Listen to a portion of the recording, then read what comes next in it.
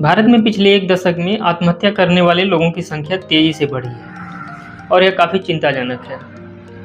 Newspaper और social media आत्महत्या करने वाले जैसी खबरों से भरा पड़ा रहता है रोज का रोज। लेकिन समझ में नहीं आता कि ऐसा हो क्यों रहा है और ये संख्या तेजी से बढ़ क्यों रही है, क्योंकि देश में संपन्नता भी बहुत ज़्यादा बढ़ी है। आप गौर से विचार करेंगे तो किसी भी मनुष्य को एक संतुलित जीवन जीने के लिए समय और पैसा दोनों चाहिए, और वो भी संतुलित मात्रा में। हर मनुष्य समय और पैसे जैसे जो दो धुरी के बीच में खड़ा है। अगर वह समय को पकड़ता है तो पैसा छूट जाता है, और पैसे को पकड़ता है तो समय छूट जाता है। यानी दोनों को एक ही साथ पकड़ना आसान नहीं है, और मनुष्य इसी के बीच में पिस रहा है।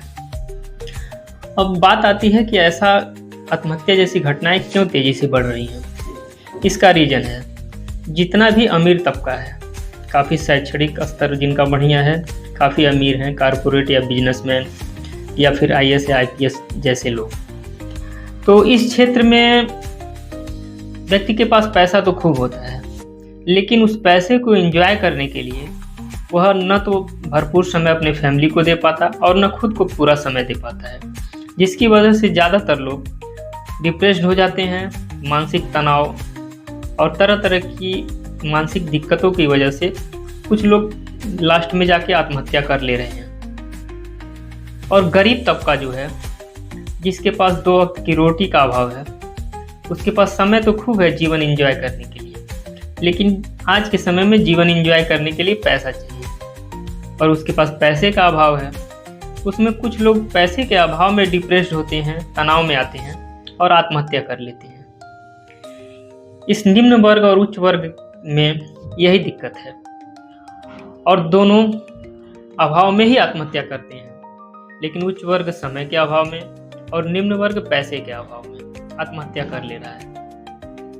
अब इसका समाधान क्या होना चाहिए? इसका समाधान यही है कि आप संतुलित जीवन जीने के लिए प्रयास कीजिए।